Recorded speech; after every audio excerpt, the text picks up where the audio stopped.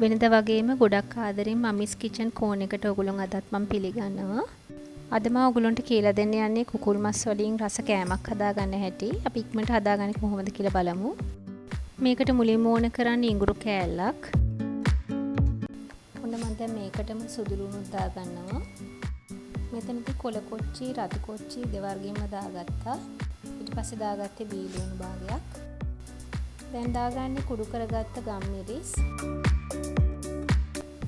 ඊට පස්සේ මම දාගන්නවා ආමු මිරිස් කුඩු ටිකකුත්. දැන් අපේ රස අනුව ලුණු දාගමු.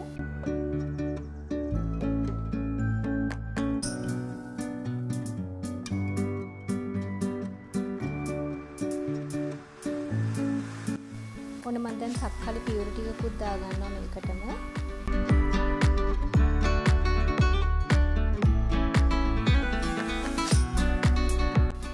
අපිට වැඩි ප්‍රමාණයක් ඕන වෙනවා.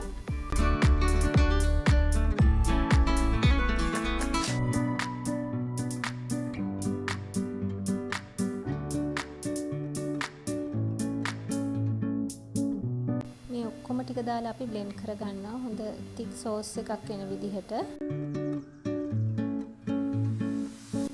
මේ ඔයගොල්ලෝ දකින්නේ මම අර ingredients ටික ඔක්කොම දාලා බ්ලෙන්ඩ් කරගත්ත thick sauce එක. දැන් මේ ඔක්කොම ටික මම chicken wings වලට දානවා. දාලා හොඳට mix කරගන්න ඕනේ. මේ ටික අපි හොඳට කලවම් කරගෙන පැයක් විතර ෆ්‍රිජ් එකේ තියාගන්න ඕනේ මැරිනේට් වෙන්න. ඊට පස්සේ තමයි අපි අපේ කෑම එක හදන්න ගන්නෙ. සීසන් වෙච්ච chicken wings ටික මම මේ පාන් පිටි වල ඔක්කොම තවරන්න යන්නේ. ඉතින් හොඳට ඒවල තවර ගන්න ඕනේ. එතකොට තමයි අපිට වින්ස් ටික ලස්සනට බැද ගන්න පුළුවන් වෙන්නේ.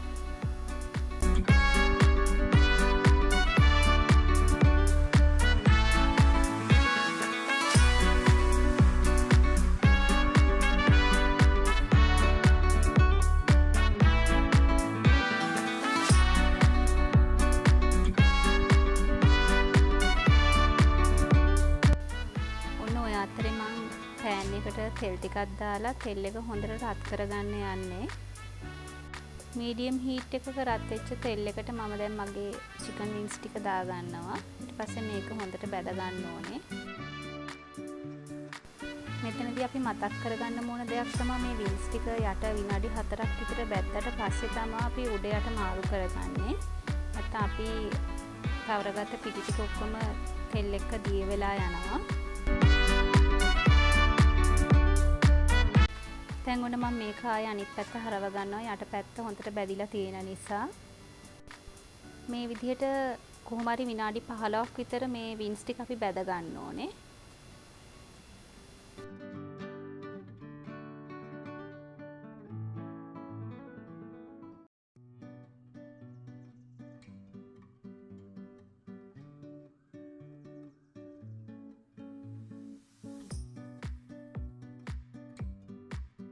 දැන් ඔයගොල්ලන්ට පේනවා මේක හොඳ ලස්සන බ්‍රවුන් කලර් එකක් වෙන්න බැදිලා ඉවරයි. දැන් මම මේක ටිෂු එකකට දාගන්නවා තෙල් බේරෙන්න.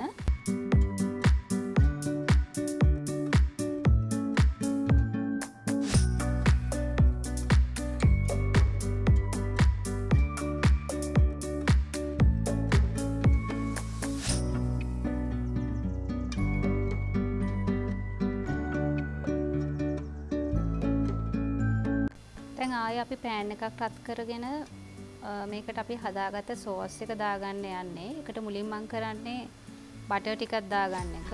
ඔයගොල්ලන්ට බටර් නැත්තම් තෙල් ටිකක් වුණත් මේකට දාගන්න පුළුවන්. බටර් දැම්මම ටිකක් වැඩියෙන් රස හින්දා මම බටර් ටිකක් දාගන්නවා. බටර් ටික හොඳට දිය වුණාට පස්සේ අපි කරන්නේ අපි හදාගත්ත thick sauce එක මේකට දාගන්න එක. දැන් මම ඒකත් මේ විදිහට දාගන්න යන්නේ.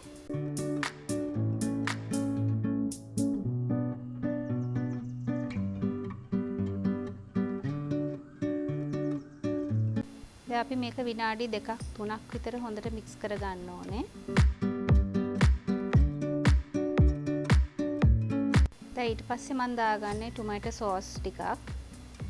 මේකෙදි මං ගාව සෝස් තිබ්බේ නැති හින්දා මේකේ මම ගත්තේ සෝස් පැකට් වලින්. මේ විදිහට අපි පැකට් ටිකක් කඩලා දා ගන්නවා. දාන්න ඕන ප්‍රමාණය මම ඔයගලන්ට ඩිස්ක්‍රිප්ෂන් බොක්ස් එකේ දාලා තියෙනවා.